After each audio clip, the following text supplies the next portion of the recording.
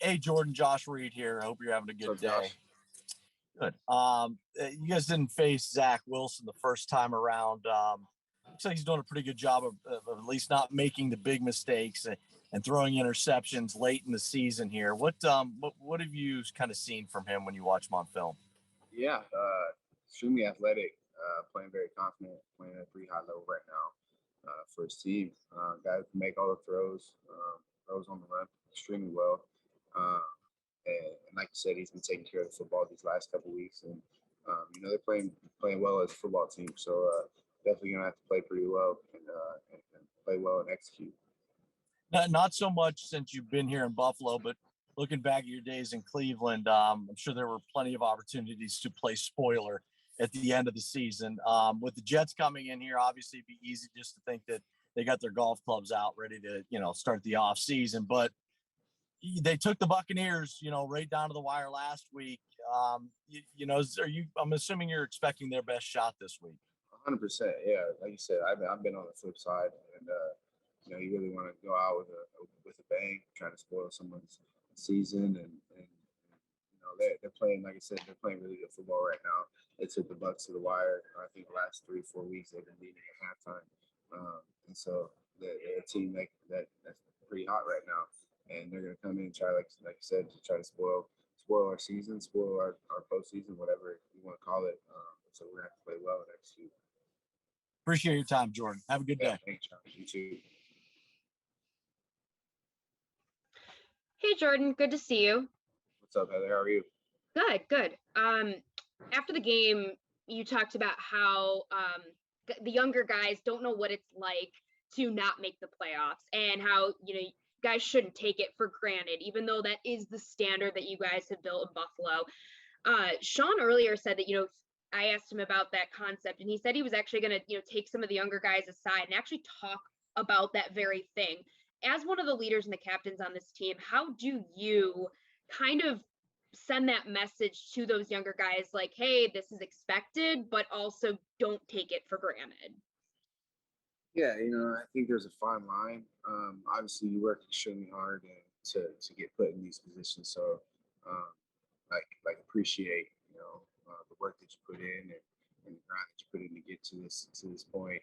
I think I also said in that interview, the job's not finished, so it's a fine line of enjoying the moment, appreciating what you have, and but then also understanding the playoff time and the season, January football, the urgency's got to continue to go up.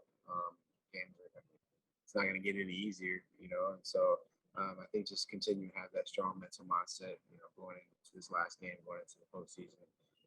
Sense of urgency has got to continue to pick up, and there's no letdown per se. You don't want to take your foot off the gas just because you feel like, oh, we made the playoffs, all right, kind of relax. No, it's totally different now. It's a totally different game. Obviously, we got to handle business this week with a good football team coming in. And obviously, another thing that you guys can check off the list is winning the division for the second straight season. Just, what would that mean to you guys to not only do that, but to also do it in front of the fans? I know you kind of touched on it after the game, but if you kind of just go into what that means to not only win, but do it at home. Yeah, obviously it'd be a huge accomplishment, huge for the city of Buffalo. I think one of our coaches was talking earlier about his neighbor. He's been season ticket holder for 20 years, and it'll be the first time that he's ever seen. If we win, obviously it'll be the first time that he had ever seen the Bills win the AFC at home. So, we know how special it can be. Obviously, we got to continue one day at a time and put the work in this week to be ready to execute on Sunday for a high level. Thanks, Jordan. Appreciate it. Yeah, thank you. Hey, Josh. Jordan. Sorry, I'm sorry. John Worrell here. You were a first time. You didn't make the playoffs before you got to Buffalo. What do you? How much do you think the experience of having been to the first round, having been to the championship game, how much does that help? Do you think it might help you guys be prepared for what's coming up next week? Now that this is your fourth playoff appearance. Yeah, I think it's huge. I think you can put that in the category, like, as a rookie coming into the league, first time you go into the game, first time you get your feet wet, it's a little kind of wide eyed. But as the whether the game goes on, as the season goes on, you get more reps at it, you feel more comfortable in those situations. And so, guys have been to the first round, been in the second round, so we understand what to expect as far as all the outside noise and stuff that comes with it. So obviously, I do think it helps. Guys been to the playoffs a couple of years now with that AFC Championship game last year, so we understand what to expect and we understand what it takes, and we got to continue to grind to get there. Obviously, to put first taking care of this week. Right. And just lastly, I know you were asked about it on Sunday, but how often do you reflect back and really, I don't know, bless yourself in knowing that you made the right choice in coming to Buffalo, in taking that chance and in not knowing what you were getting into, but what's happened to your career since? I really not. I don't ever look at it until somebody kind of asks me about it, or really in the off season. It's been one crazy journey for sure. And I'm just extremely blessed to be here with the guys that are here. The teammates that I have, coaches that I have.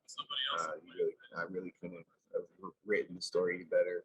Just winning the Super Bowl would just be even sweeter. And so it's a blessing to be here. And I do. The off season, it's a lot more time to really reflect. Obviously, and kind of sit back and kick your feet up. Right now, in the middle of it, it's no time to really do that. And so, we got a job we're focused on, and that all that stuff I'll be able to reflect, when the season's done with. Fair enough. Thank you, Jordan. I appreciate it. Hey, Jordan. You guys have had a lot of your seeding and things like that in hand going into the final game of the regular season the past couple years. What's the advantage, I guess, of still having so much on the line and having to probably play most, if not all, of the game on Sunday heading into the postseason? What's that? I'm sorry, I don't understand your question. So you guys only played like maybe a half last season in the finale. And so Right. how can it be used as an advantage to carry over into the postseason, having this game mean so much? Yeah, I mean, just to continue to keep that momentum, keep the rhythm, keep the rhythm that we have. I feel like, obviously want to continue to play better on defense, want to continue to keep a solid rhythm. And, I think just having that momentum going for the next game, I think it is an advantage. I don't know. I don't even know if I'd want to sit out the game if they gave it to me, but I just keep that same rhythm. Just want to play well and get a win on Sunday. Appreciate it. Yeah. Loved the driver head covers you got for Christmas. Appreciate it. Thanks. Hey, Jordan. I saw a video going around of a little guy that got to play catch with you before the game, and I was curious, like, what's that like for you? Because I know it's probably different for everybody, like pregame routine, like what you need to do in terms of getting up intensity wise. You're a pretty intense player. Are you able to kind of just flip a switch like that, like do some of the stuff with the fans and then get into that mode? Or what's that all like for you? Yeah, I started doing that play catch with the fans. I think my first year in Buffalo, and it's kind of in a good spot of our warm ups right before we stretch. And so I'm not all the way there, and it's more just my appreciation for the fans, showing up in the front row of the games, and I usually find a fan wearing my jersey and give them the ball. So it's just, I didn't ever think of it to be anything other than, just me showing my appreciation for the fans coming there, giving them an experience, especially the young kids. Because, when I was younger and I remember seeing Sean Alexander for the first time and, he was this close to me and I was just wide eyed and just like, so just want to give those fans and kids, an experience that, hopefully they won't forget. Awesome. Thanks, man. I appreciate it. Yeah. Hey, Jordan, it's Kim Jones from NFL Network. You got me? Yes, ma'am. How are you doing, Kim? I'm great. How are you? I hope I'm you're doing great well. too. Good. Yes, ma'am. I'm doing well. Good. Happy to hear that. I'm just curious, from the moment you knew that Trey was lost for the season, whether it was on the field that night or when the test confirmed it the next day till now, have you been heartened? Have you had your sort of your opinion of your fellow players strengthened by the way they've responded without such a great player and great leader? And it sounds like he's around the building on a scooter, which I'd love to see. But if you could take me through any of those feelings in terms of, oh God, we lost Trey, to, we're making it work without him. Right. Yeah, I mean, I think I've said it before. It's hard to, you can't replace a guy like Tre'Davious White as a teammate and as a friend on the field. Just a player who does everything for our defense. It makes it so much easier on the back end. But at the same time, Dane has came in and done everything that we've asked him to do, and he's a guy that we trust on the back end. And I trust to be able to give him a call and understand that, and knowing that he understands how to do it, how to execute it, and I don't have to hesitate giving him a call. So I think that just shows the camaraderie and the how tight we are as a secondary. For a guy like Tre'Davious to go down and then a second-year player come in, it's almost like we haven't missed a beat. But like I said, it's impossible to replace a guy like Tre'Davious White. And when we found out he was done for the season, obviously we're all heartbroken for him and his family. But at the same time, like I said, Dane has come in and done everything that we asked him to do.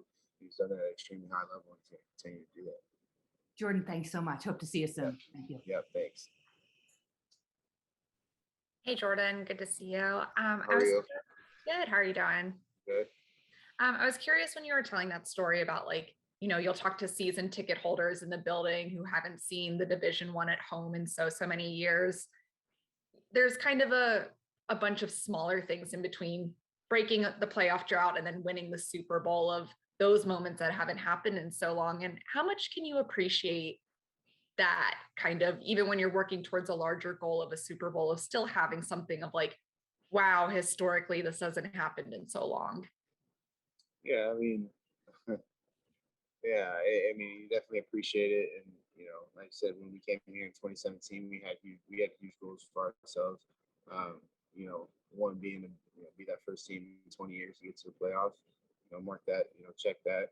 Now, being the first team in X amount of years to go back to back win the AFC, that's, we can execute this weekend, get a dub this weekend. We can check that. Obviously, there's still continued goals. There's always goals that you want to achieve, and you want to keep just working to get to those goals. There's definitely something that we appreciate that we're part of, and I want to continue to work towards.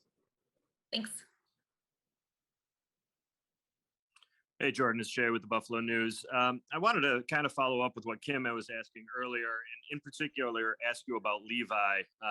He's been a guy that's been there with you guys for a long time. He started, but maybe in some ways was a bit overshadowed by Trey. And then Trey goes out, and that can't happen anymore. How have you seen Levi respond, and how proud are you of him to see him kind of play at the level really all season that he's played at?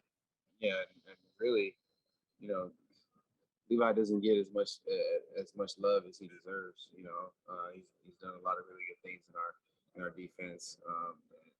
He's made a lot of really good plays, and he's just he's an extremely smart football player. And again, somebody who I'm out there, I trust 1,000%. He plays off of me, I play off of him. He's a guy that understands offenses, understands concepts. And when you talk football with him, you can tell he's just extremely intelligent. And, not just football, he's just an extremely intelligent person. But I'm super proud of Levi and the way he's handled his own, especially when Trey's gone down. But even when Trey was there, Levi's been making plays in this defense for quite a while. And I don't think he gets enough credit that he deserves. Yeah. And then I wanted to ask you about something that Sean has mentioned a couple times the last couple of weeks. And he has talked about the challenge of following up a season like you guys had last year, 13-3. And other than maybe the Hail Mary, it just outwardly, it didn't seem like you guys went through a lot of adversity. It was just a season where everything was going well, really right up until maybe the AFC Championship game. He's mentioned the challenge of backing that up with another similar season, and how, his message has been, that's not easy to do. And I guess in some ways, maybe that's played out, right, to where you guys are now. How do you view that challenge? And then how do you view it going forward, knowing that really all of your goals are still ahead of you, whether that be the AFC East and then, the playoffs, right? You guys have gotten that far, but what you really want to accomplish is still ahead of you. Yeah, I mean, every season is different. Every season you go through different ups and downs. You know, last season wasn't perfect either. You know, you still have to deal with certain adversity. You know, and I think this game is a lot about how people deal with adversity when bad stuff happens, whether it's in a game or in a week. You know, you lose that week. How do you handle that adversity going into the next week? And you know, I think every season presents its own challenges and adversity, and you know, every season is different. This season we had our adversity. I have lost two games in a row, and I've had to bounce back. And, you know, now we're sitting in the situation where we're at right now. You know, because we were able to handle some of the adversity that was thrown at us, and you know, like I said, we've got great leaders and great coaches to be able to do that. And you know, every team goes through something every season. You know, whether it's injuries, and obviously this year with the COVID. So you know, it's about how you handle those situations and how you bounce back from those situations. I think I always say that's in a game, and within a game, within a season, within a week, and you know, that's just life too. So I think we've done a good job of being able to handle adversity, everything that's kind of been thrown at us this season, and then obviously moving forward, you know, we've been in these situations before, understanding how to get to where we want to get to. Now it's just coming down to executing and continue to play well. Thanks, Jordan. Appreciate your time as always. Yeah, appreciate it.